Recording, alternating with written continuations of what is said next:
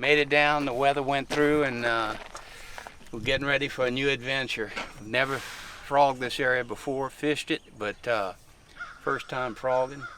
Donna wanted to catch some real frogs, some bull frogs. So that's why we're in this part of the woods.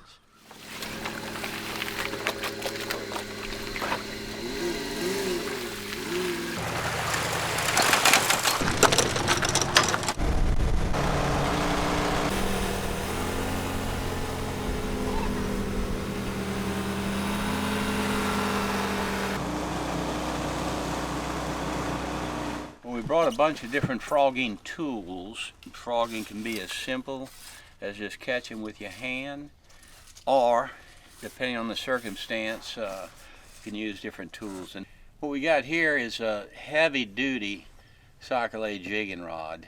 Got a short piece of line and a jig on it, and you can actually use this to catch a frog. If the frog was over there, you'd hold it right in front of his face, and they'll hop and get hooked on there, and you just pull them in the boat. Normally we catch most of the frogs by hand. Well, up to last year we did, and then we moved on to a different tool, an older tool that we learned to modify, and saw it on YouTube video, and I went last night trying to find whoever's post it was to give them credit, because this is not an original idea. He made two modifications. Let me get rid of this. This gets in the way. One, this is bicycle inner tube, and cut it just in little half-inch strips, wrapped it tight here around the bottom of the gig, and that's what gives its tension. And then tied this black cord on one side and then down here to an eye. And the advantage to this is to cock it. It's very simple. It's like pulling back a bow and arrow.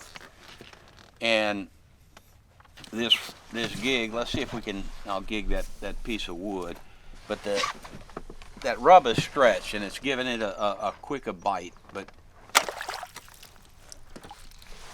so that's how you catch a frog. And the problem I've had with these gigs in the past is if you're frogging where there's a levee or a bank, a hard bank. With a hard bank, you've got to hit it and come back. I dropped that one, but you got to hit it. It's nice in nature to provide us with a wooden frog, a little target. But on dry land, if you just hit it and push it, the arms don't close because they hit the ground, and so you got to kind of jerk it back.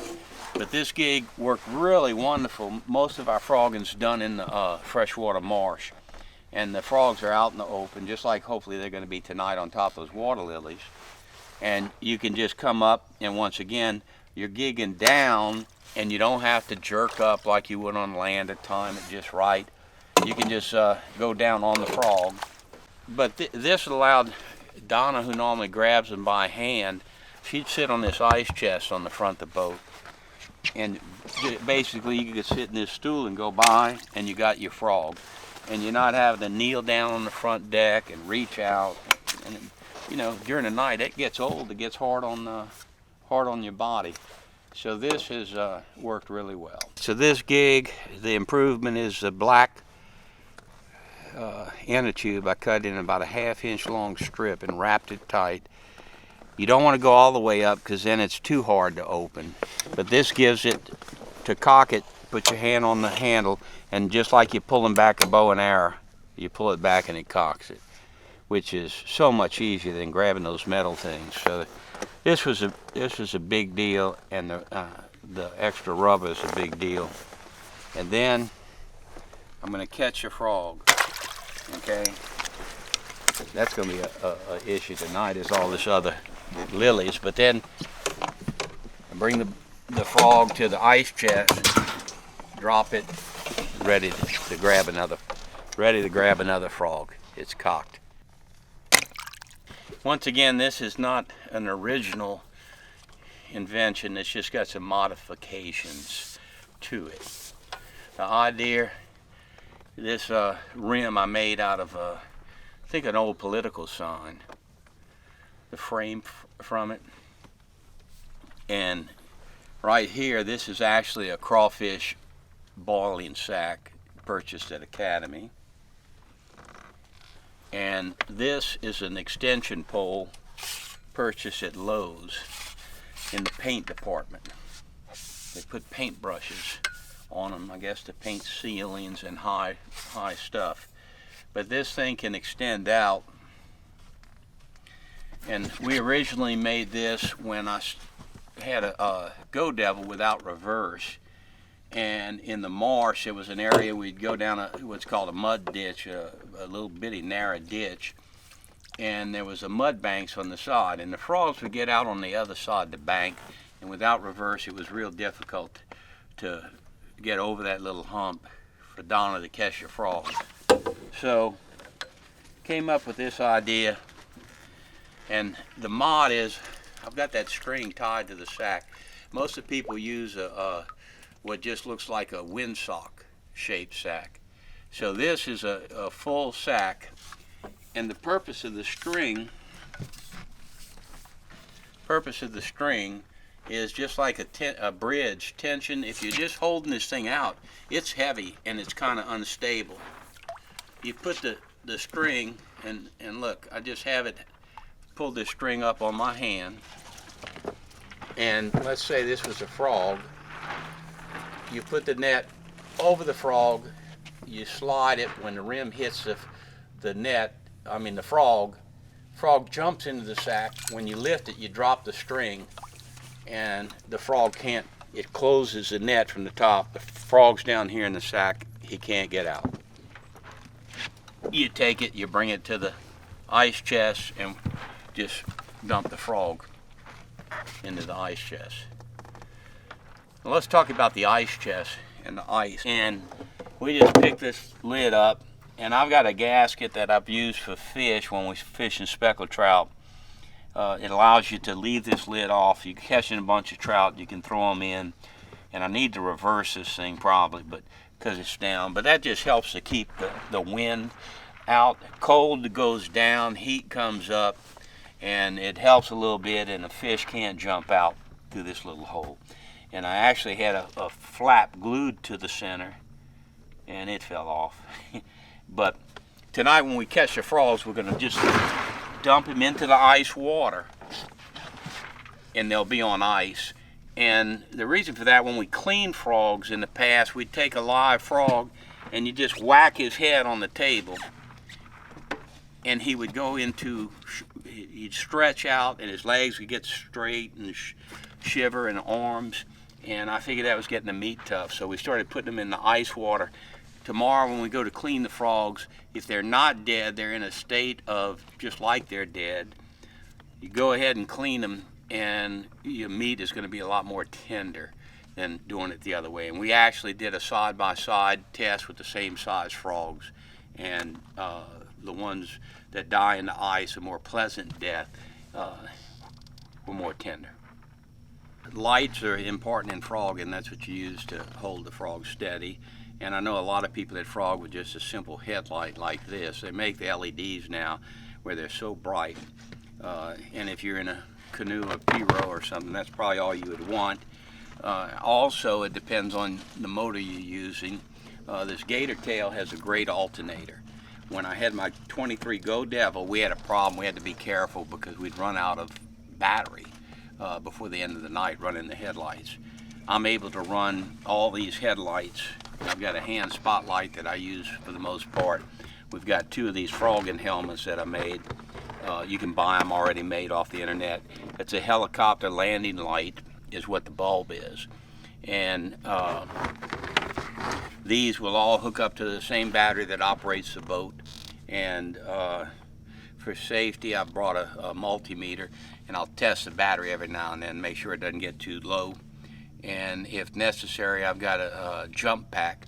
Also, if the battery would run down, that would probably get us started again, and then we quit running all the lights.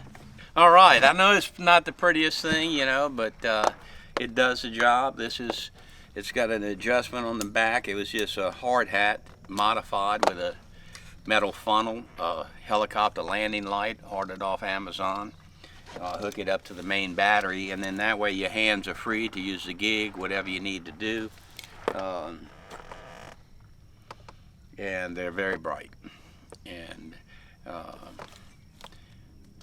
we got an on-off switch on the top of them, and that's it. It's pretty basic, simple. I've got my hoodie on, and the reason for that is I don't know what it'd be like tonight because we've never frogged here before, but in the marsh where we frogged, the bugs are unbelievable. And I'm not talking mosquitoes, it's just, I don't know, all kind of moss and bugs that look like they're from outer space. But there'll be just clouds of them, and every so often you can hardly breathe. You gotta kill the lights and run the boat to get away from the bugs. So tonight, I don't think we're gonna have the amount of bugs. I'm hoping we're not gonna have the amount of bugs.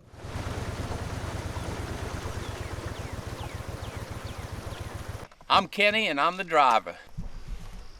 I'm Donna, and I'm the frogger. This is how we hunt frogs in Louisiana. Let's go get them.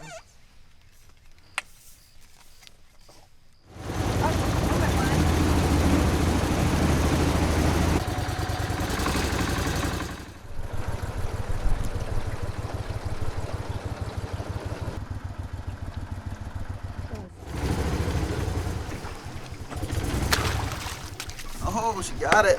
Got that one. Oh. Leave that on. Maybe that.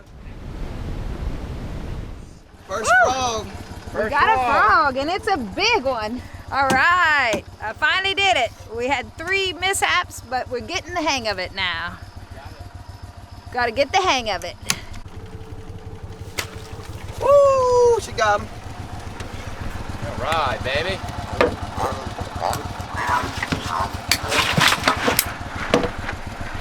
Right. Good job. How about that? How about that? Yee-hee!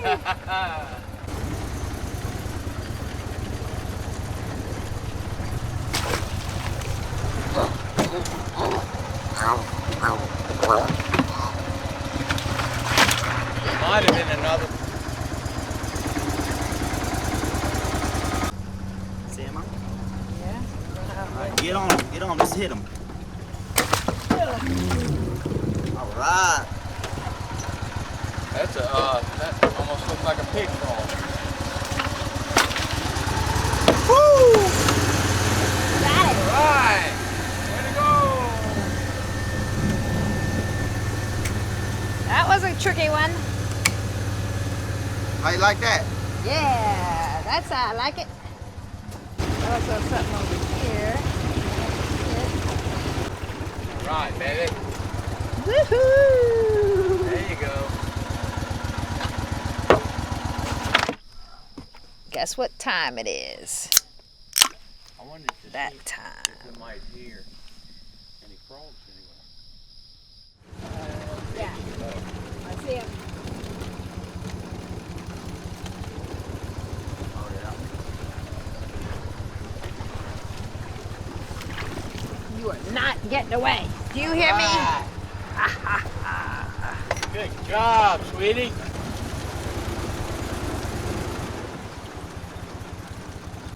Right there, I don't see right him. there, right there. I go about to grab him. I was like, I don't see him. I don't see him. All right.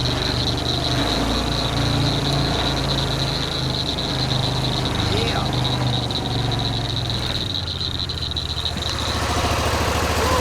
I'm full of grass. Oh, right there, yeah. Damn. Got him. The frog queen wants to give up. Yes, yes, yes. How are the morale of the ship? Morale is good. Just ready to go home. How's your neck doing? It's tired. This thing gets heavy after a while, holding it on your head.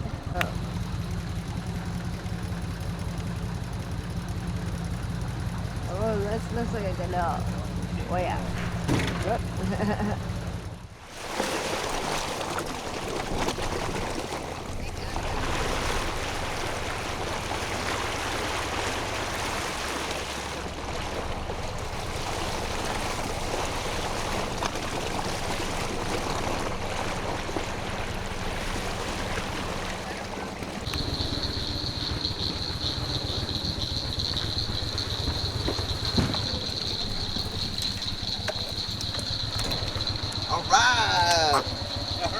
get Danny. excitement on this thing.